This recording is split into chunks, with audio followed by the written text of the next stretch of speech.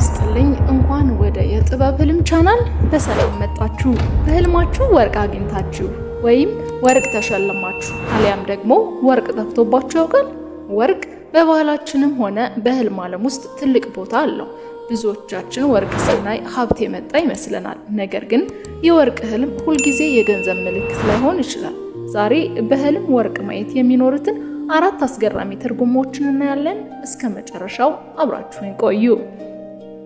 የመጀመሪያው ትርጉም ወርቅ በምድር ላይ ካሉ ውድ ማዕድናት አንዱ እንደመሆኑ መጠን በህልማችሁ ማየታችሁ የእናንተን ግላዊ ዋጋ ያሳያል። ይህ ህልም በውስጣችሁ ያለውን ትልቅ አቅም፣ ተሰጥኦ ወይም በቅርቡ ልታገኙት የምትችሉትን ክብርና እውቅና ያመለክታል። በስራችሁ ወይም በምታደርጉት ጥረት ውስጥ ትልቅ ስኬት እንደሚያጋጥማችሁ የሚጠቁም አዎንታዊ ምልክት ነው። ሁለተኛ፣ በህልሞ ወርቅ ሲያገኙ ማየት ነው። ይህ በጣም አስደሳች ህልም ነው። በህልማችሁ ወርቅ ስታገኙ ካያችሁ በህይወታችሁ ውስጥ አዲስና ውድ የሆነ እድል ሊገጥማችሁ መሆኑን ያሳያል። ይህ ምናልባት የስራ እድል፣ ያልታሰበ የገንዘብ ምንጭ ወይም ደግሞ በህይወታችሁ ውስጥ ትልቅ ለውጥ የሚያመጣ አዲስ እውቀትና ግንኙነት ሊሆን ይችላል። በጥቅሉ የተደበቀ አቅማችሁን የምታገኙበት ምልክት ነው። ሶስተኛው ደግሞ ተቃራኒ ነው።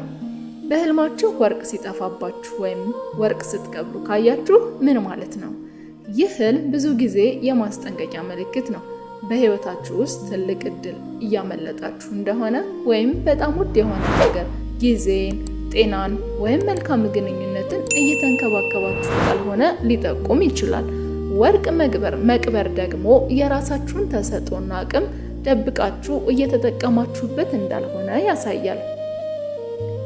አራተኛው አንድ ሰው ወርቅ ሲሰጣችሁ ወይም ሲሸልማችሁ ማየት ነው። ይህ ህልም በቅርቡ ወደ ህይወታችሁ የሚመጣን መልካም ዜና ወይም ድጋፍ ያሳያል። በተለይም በሰው ዘንድ ተወዳጅነትን እንደምታገኙ ወይም ደግሞ በህይወታችሁ ውስጥ ትልቅ ቦታ የሚኖረውን አዲስ ሰው፣ የህይወት አጋር ወይም ታማኝ ጓደኛ ልታገኙ እንደምትችሉ የሚጠቁም ነው። እንግዲህ በአጠቃላይ በህልም ወርቅ ማየት ከመንፈሳዊ ብስለት፣ ከግላዊ ዋጋና ከስኬት ጋር የተያያዘ ነው።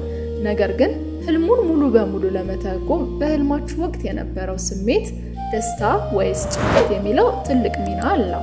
እናንተ በህልማችሁ ወርቅ አይታችሁ ታውቃላችሁ? ምን አይነት ስሜት ተሰማችሁ? በኮሜንት አጋሩኝ፣ አብረን እንፈተዋለን። ቪዲዮ ከጠቀማችሁ ላይክ እና ሼር ማድረጋችሁ እንዲሁም ደግሞ ሰብስክራይብ በማድረግ ቤተሰብ መሆናችሁ እንዳትረሱ። በሚቀጥለው በሌላ አስደሳች ርዕስ እስከምንገናኝ ሰላም።